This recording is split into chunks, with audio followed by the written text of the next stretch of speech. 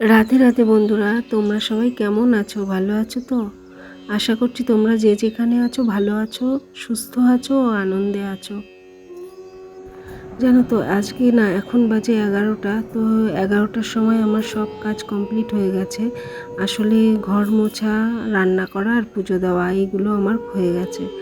আর বাকি আছে একটু ঘর গোছানো, যে কাজগুলো আমি রাতে করি সেই কাজগুলো ভাবছি এখন থেকে সকালে করার চেষ্টা করব।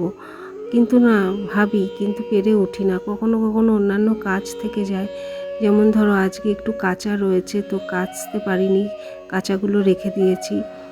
তো জানি না কতটা কি করতে পারবো।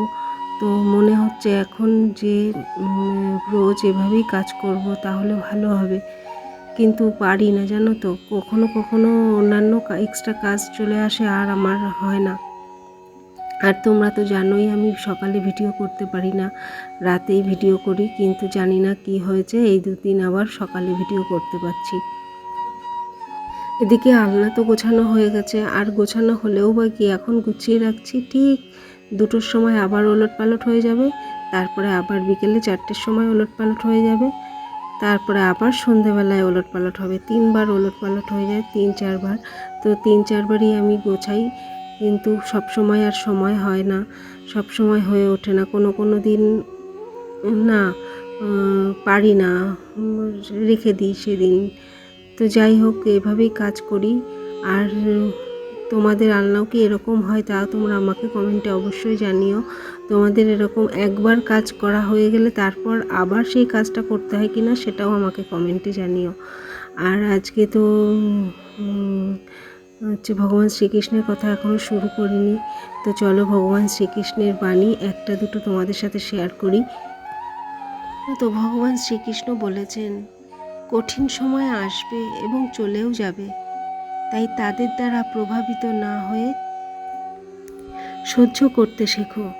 এই পৃথিবীতে কোনো কিছুই চিরস্থায়ী নয়। জানো তো আমি না আগে জানতাম না যে গীতাতেই লেখা আছে সহ্য করার কথা, সহ্য করতে শেখো, এই কথাটা লেখা আছে। আগে এমনি এই কথাটাকে আমি মানতাম।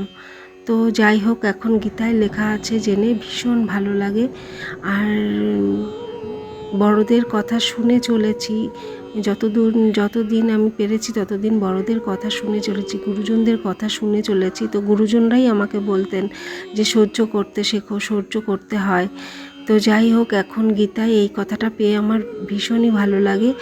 গীতার অনেক কথা যা আমরা প্রতি মুহূর্তে শুনছি কিন্তু বিশ্বাস করতে পারছি না, আবার অনেক ক্ষেত্রে আমরা জানিই না যে এটা গীতায় লেখা আছে। তো যাই হোক, ভগবান শ্রীকৃষ্ণের বাণী তোমাদের কেমন লাগলো তা তোমরা আমাকে কমেন্টে অবশ্যই জানিও। ভালো লাগলেও জানিও, আর ভালো যদি না লাগে তাহলেও তোমরা আমাকে জানাতে পারো। আর আজকের ভিডিও আর বেশি লং করব না, তোমাদের সাথে দেখা হবে আবার নতুন কোনো ভিডিও নিয়ে। তো